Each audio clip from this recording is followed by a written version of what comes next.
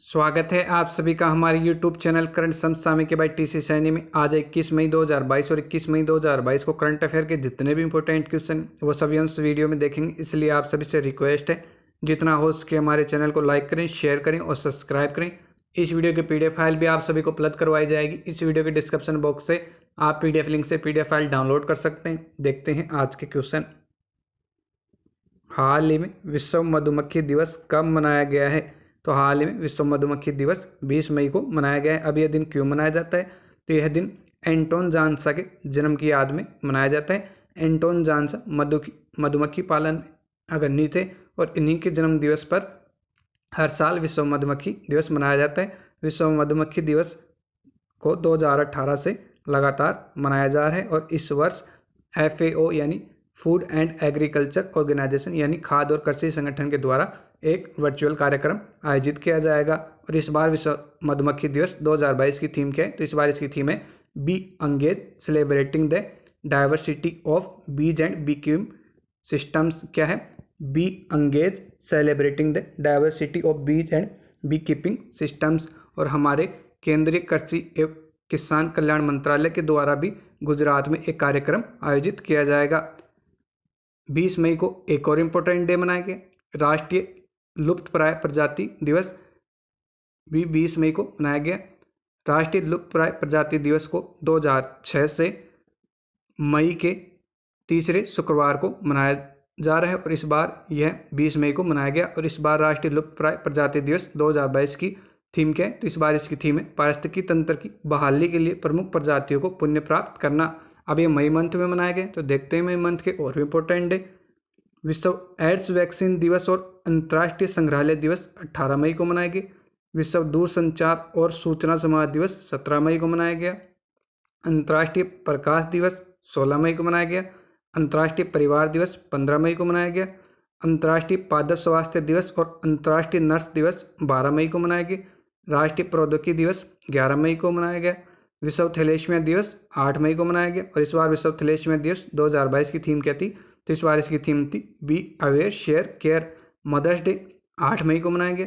विश्व red cross दिवस भी 8 मई को मनाया गया। और इस बार विश्व रेड क्रॉस दिवस 2022 की थीम क्या थी? तो इस बार इसकी थीम थी बी ह्यूमन काइंड। विश्व एथलेटिक दिवस 7 मई को मनाया गया। इंटरनेशनल नो डाई डे 6 मई को मनाया गया। विश्व पुर्तगाली भाषा दिवस और international day of the midwife 5 मई को मनाए गए। अंतर्राष्ट्रीय अग्निशमन दिवस 4 मई को मनाया गया। विश्व अस्थमा दिवस 3 मई को मनाया गया। और इस बार विश्व अस्थमा दिवस 2022 की थीम क्या थी? तो इस बार इसकी थीम थी closing gaps in asthma care. विश्व प्रेस स्वतंत्रता दिवस भी 3 मई को मनाया गया। और इस बार विश्व प्रेस स्वतंत्रता दिवस 2022 की थीम क्या थी? तो इस बार इसकी थीम थी इंफॉर्मेशन राज्य पब्लिक गुड। अंतर्राष्ट्रीय खगोल विज्ञान दिवस और विश्व टूना दिवस 2 मई को मनाया गया। उज्ज्वला दिवस, विश्व मजदूर दिवस और विश्व हास्य दिवस 1 मई को मनाए गए। देखते हैं नेक्स्ट क्वेश्चन। मैडम तुसाद संग्रहालय को कहाँ शुरू करने की घोषणा हुई है? तो हाल ही में मैडम तुसाद संग्रहालय को नोएडा मॉल में शुरू करने की घोषणा हुई है। पहली बार इसे 2017 में दिल्ली में खोला गया था, लेकिन कोविड-19 की वजह से इसे बंद किया गया। अब इसे अगले महीने में यानी जून में नोएडा में फिर से शुरू किया जाएगा। अब मैडम तुसाद संग्रहालय तो यह लंदन का एक मोम से बने मूर्तियों का संग्रहालय है या पुतलों का संग्रहालय। इसकी स्थापना 1835 में की गई और किसके द्वारा की गई? मोम शिल्पकार मेरी तुसाद के द्वारा की गई। देखते हैं नेक्स्ट क्वेश्चन।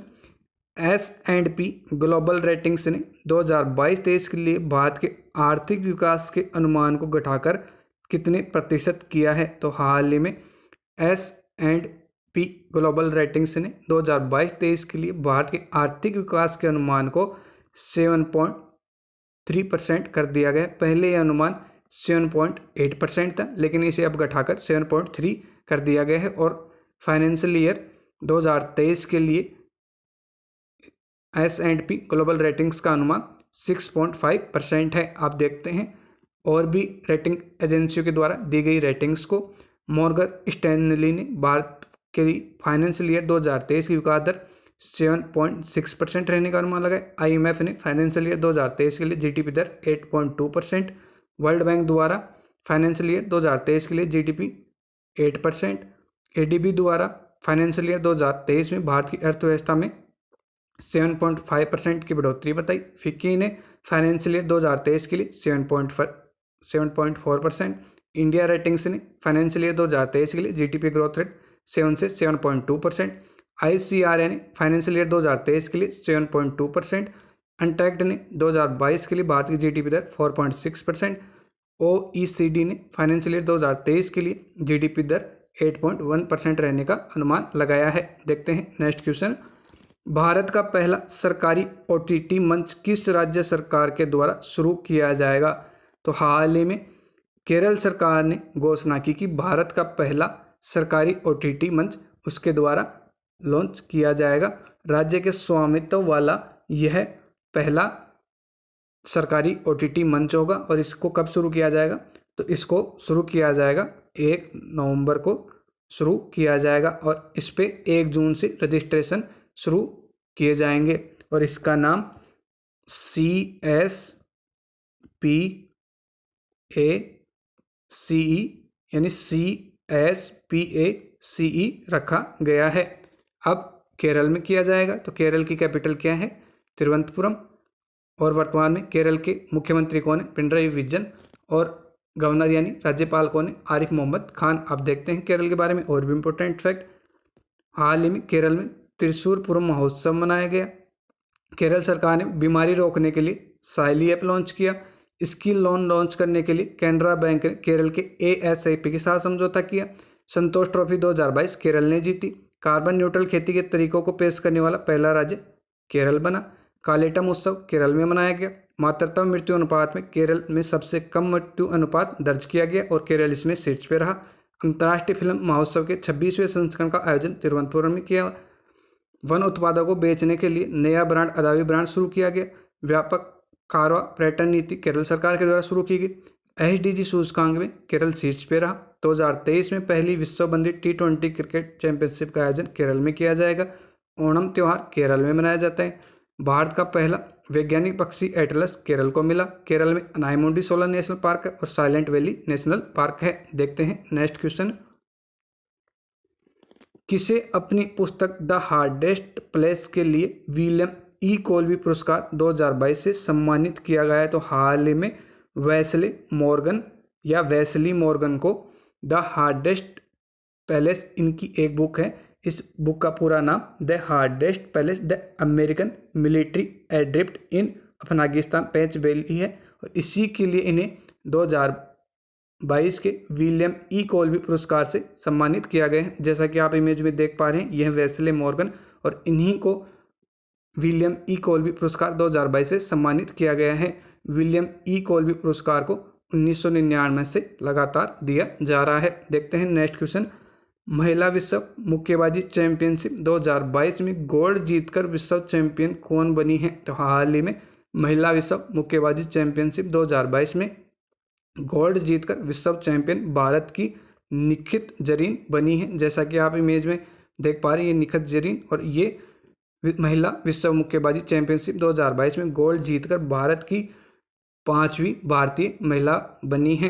इन्होंने थाईलैंड की मुक्केबाज जिटपोंग्स जुटामस को हराकर ये खिताब अपने नाम किया है। अब महिला विश्व मुक्केबाजी चैंपियनशिप तो ये कहाँ आयोजित की जा रही? ये है तुर्की के इस्तांबुल में आयोजित की जा रही है। देखते हैं नेक्स्ट क्वेश्चन।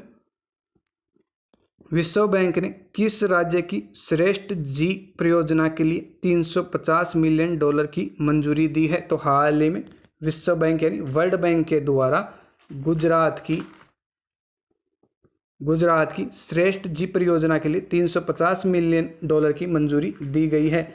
श्रेष्ठ जी यानी system reform endeavours for transformed health achievement in Gujarat योजना के लिए वर्ल्ड बैंक के द्वारा $350 मिलियन की मंजूरी दी गई है। इस योजना में गुजरात के प्रमुख स्वास्थ्य वितरण प्रणालियों को बदला जाएगा।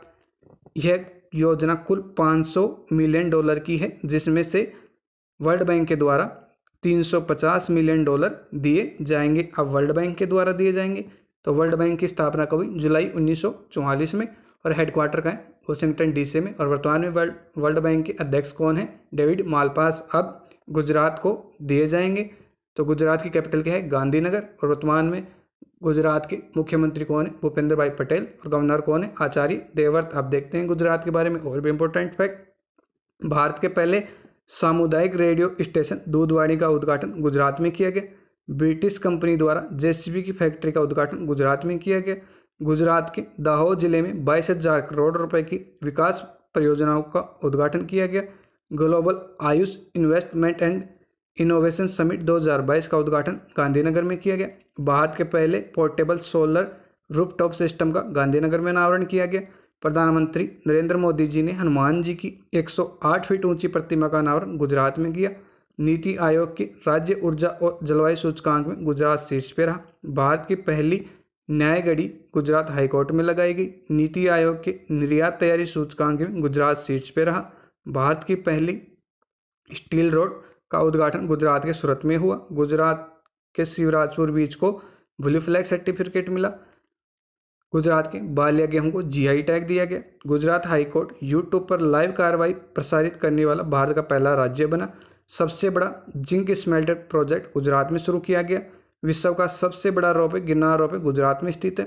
WHO द्वारा WHO global centre for traditional medicine की स्थापना गुजरात के जामनगर में की गई। गुजरात में गिर राष्ट्रीय उद्यान है जो एशियाटिक लायंस के लिए विश्व फेमस है। और गुजरात में मरीन राष्ट्रीय उद्यान है। देखते हैं नेक्स्ट क्वेश्चन। किसके द्वारा भारत का पहला डेंटल हेल्थ इंश्योरेंस प्लान शुरू किया गया है? तो हाल ही में भारत का पहला dental health insurance plan PNB MetLife India insurance company के द्वारा किया गया है।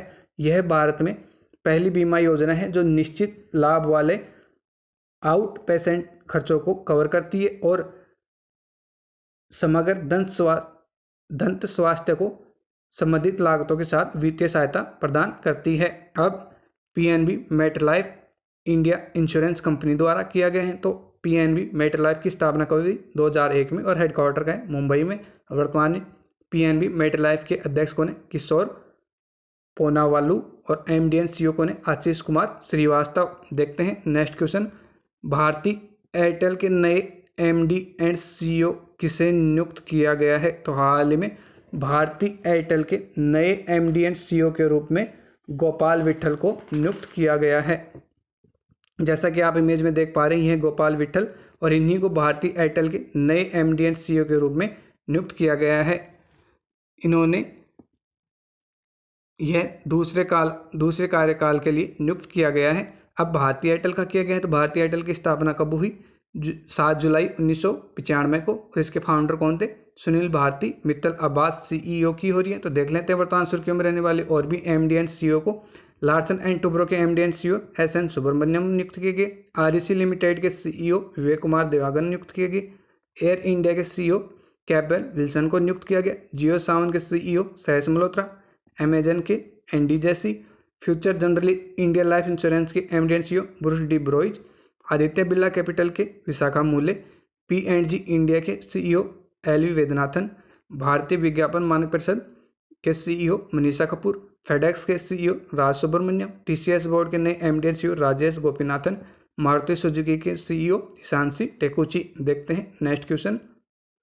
हाल ही में किसे अमेरिका की राष्ट्रीय विज्ञान अकादमी के लिए चुना गया है? तो हाल ही में अमेरिका की राष्ट्रीय विज्ञान अकादमी के लिए डॉक्टर कमल बावा को चुना गया है। जैसा कि आप इमेज में देख पा रहे हैं डॉक्टर कमल बावा, और ये बेंगलुरु स्थित Ashok trust for research in ecology and environment के प्रमुख हैं। और इन्हीं को अमेरिका की राष्ट्रीय विज्ञान अकादमी के लिए चुना गया है। अब अमेरिका की राष्ट्रीय अकादमी के लिए चुना गया है। तो अमेरिका की कैपिटल क्या है? Washington DC। और करेंसी के US डॉलर। और वर्तमान में अमेरिका के राष्ट्रपति कौन है? Joe Biden.